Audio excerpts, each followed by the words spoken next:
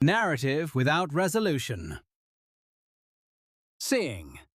Not every image is built to deliver answers. Some are designed to remain open, to pause rather than conclude, and to invite the viewer into the space where meaning has not yet settled. This essay explores why unresolved images endure, and how ambiguity becomes a form of participation rather than a failure of clarity. Many images are built to resolve. They present a moment, clarify its meaning, and move the viewer along. The story is contained. The conclusion is implied. The exchange is efficient. Other images resist that impulse. They pause instead of conclude. They suggest rather than explain.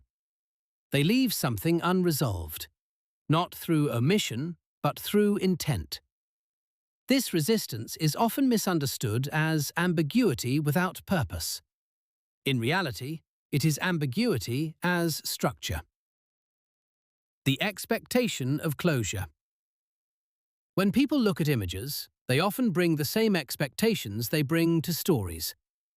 We look for beginnings and endings, for causes and outcomes, for answers to settle the experience. What happened? Who is this? Why this moment? When those answers are not immediately available, discomfort enters. The work can feel incomplete. The viewer can feel unmoored. But this unease is not a sign that the image is lacking. It is a sign that the image is asking something different of us. When explanation gives way to presence. Resolution reassures. Ambiguity invites. An image that explains itself fully allows the viewer to remain outside it.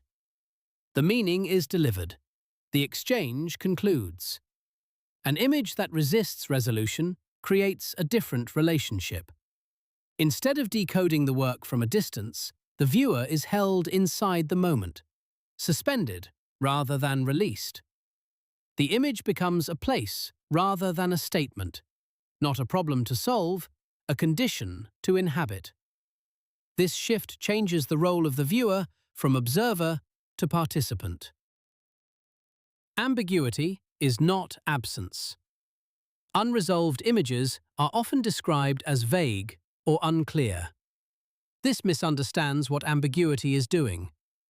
Ambiguity is not a lack of information, it is the presence of multiple possibilities.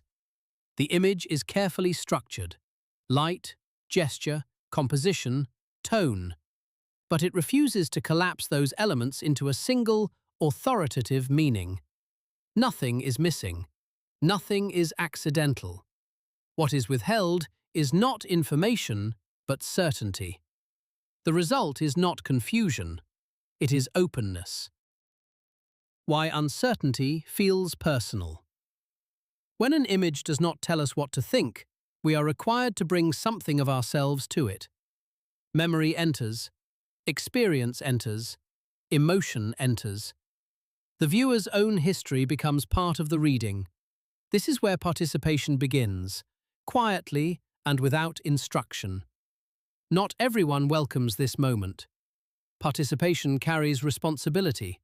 It asks the viewer to remain present without resolution, to tolerate not knowing, and to accept that meaning may not arrive neatly or at all. That uncertainty does not diminish the experience, it deepens it. The role of restraint. Ambiguity does not come from excess, it comes from restraint. From what is withheld as much as what is shown. From implication rather than declaration. From leaving space where certainty might otherwise rush in. This restraint is deliberate.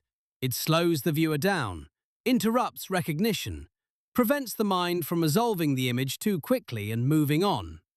In that pause, something else becomes possible. Stories without endings. Some of the most enduring images do not tell complete stories. They offer fragments, moments suspended mid-thought, scenes that feel as though they began before us and will continue after. The viewer is not given a conclusion. Instead, the viewer is given a place to stand. Closing thought. Resolution closes a story. Ambiguity keeps it alive. When an image refuses to explain itself, it does not abandon the viewer. It invites them to remain, to feel, to question, and to bring their own life into the space the image creates. The story does not end on the wall. It continues wherever the viewer carries it next.